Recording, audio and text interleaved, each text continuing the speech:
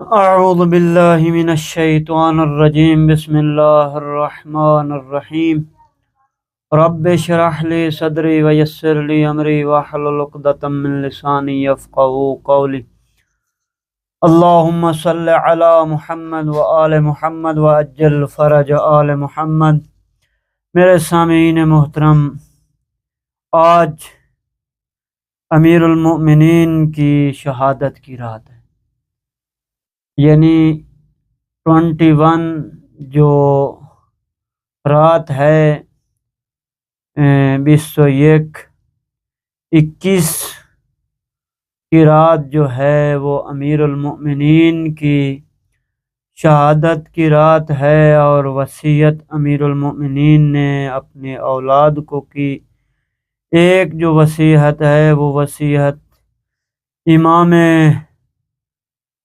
علی مرتضیٰ کی یہ ہے کہ جب آخری وقت تھا تو میرے مولا نے، جب میری مخدومہ کونین ام کلثوم نے یہ کہا کہ بابا میرے بھائیوں میں سے کسی کو کہو کہ وہ میری پردے کی ضمانت اٹھائے، میری چادر کی ضمانت اٹھائے، تو امام علی علیہ السلام نے فرمایا کہ میرا بیٹا، یہ آپ کے بھائی ہیں، آپ جس کی طرف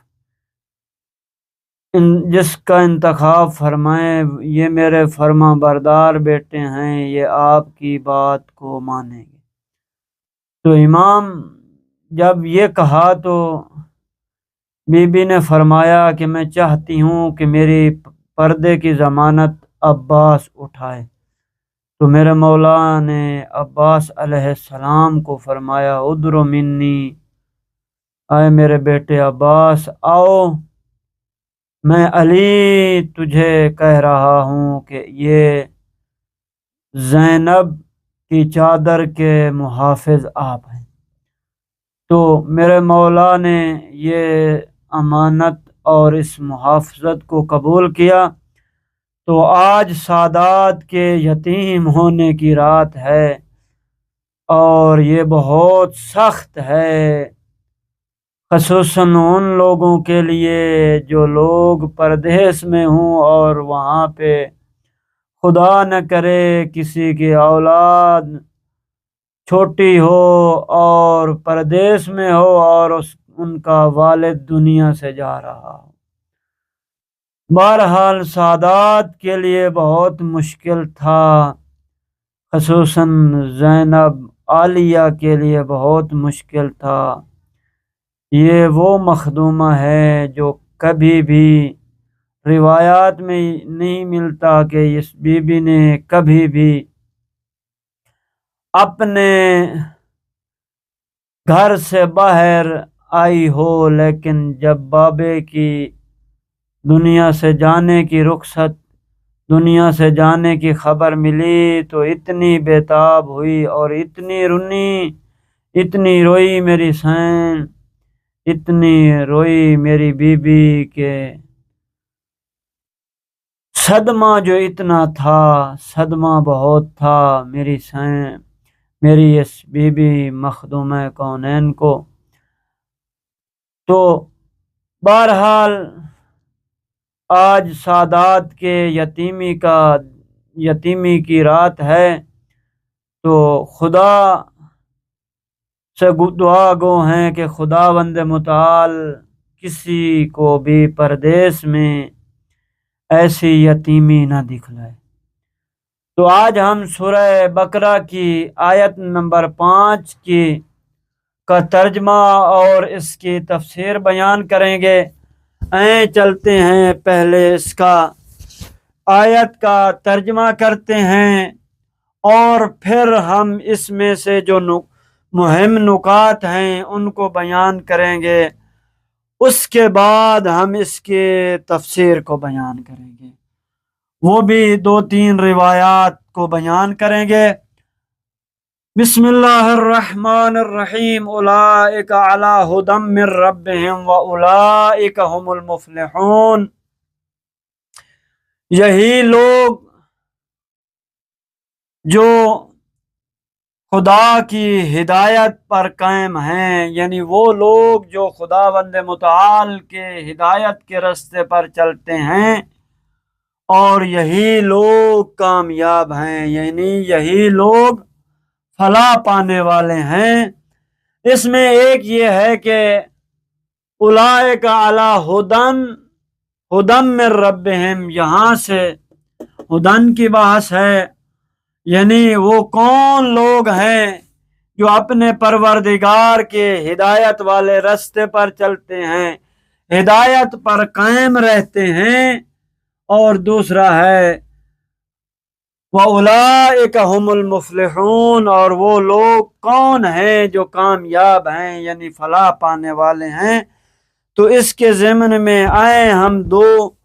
آج ہم روایات کو بیان کرتے ہیں۔ پہلی روایت، جو کون لوگ ہیں جو پروردگار کے ہدایت پر چلنے والے ہیں اور قائم ہیں، تو امام حسن عسکری علیہ السلام فرماتے ہیں ثم اخبر اللہ جل جلالہ ان هؤلاء الموصوفین بهذه الصفات الشریفت، کہ خداوند متعال ان لوگوں کو ان کی صفات کے ذریعے، صفات شریفہ کے ذریعے خبر دے رہا ہے، ذکر کر رہا ہے، فرما رہا ہے۔ فقالا، تو فرماتا ہے، کہہ رہا ہے، اولئک اہل هذه الصفات علی ہدی بیان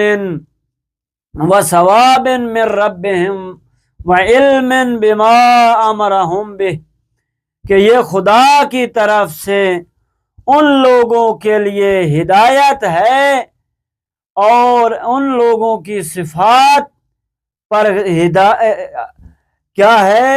ہدایت یہ ہے کہ وہ ہدن، یعنی بیان، ایسی ہدایت جو واضح اور روشن ہے، بیان گر ہے، اور جو خدا کے صحیح راستے پر چلتے ہیں، جو صحیح راہ پر چلتے ہیں، وثواب من ربہم، یعنی صحیح راستے پر چلتے ہیں، وعلم بما امرہم بہ، اور خدا کے وہ لوگ کیا ہیں جو خدا کے امر کو جانتے ہیں، جو خدا کے امر کو بجا لاتے ہیں، جو خدا کے امر کو انجام دیتے ہیں۔ یہ امام حسن عسکری علیہ السلام کی روایت تھی۔ جو وہ لوگ جو کیا ہیں، کون لوگ ہیں جو ہدایت پر قائم ہیں، ان کے بارے میں اب ہم دوسرے نقطے کی طرف چلتے ہیں، جو وہ کون لوگ ہیں جو فلاح پانے والے ہیں۔ تو اس کے بارے میں بھی امام حسن عسکری علیہ السلام کی روایت ہے، اولئک هم المفلحون الناجون مما منہ یوجلون الفائزون بما بہ یؤمنون۔ امام حسن عسکری علیہ السلام فرماتے ہیں، جو ترس کے ذریعے، جو ڈرتے ہیں، ڈرنے کے ذریعے وہ اپنی نجات پیدا کرتے ہیں، نجات حاصل کرتے ہیں، اس ایمان کے ذریعے وہی کامیاب ہیں، وہی کامیاب ہیں، یعنی اس نجات کے ذریعے، اس نجات کے واسطے سے وہ ایمان لے آتے ہیں، اور وہ کامیاب ہیں، وہ پیروز ہیں، وہی رستگار ہیں۔ یہ امام حسن عسکری علیہ السلام کا فرمان تھا۔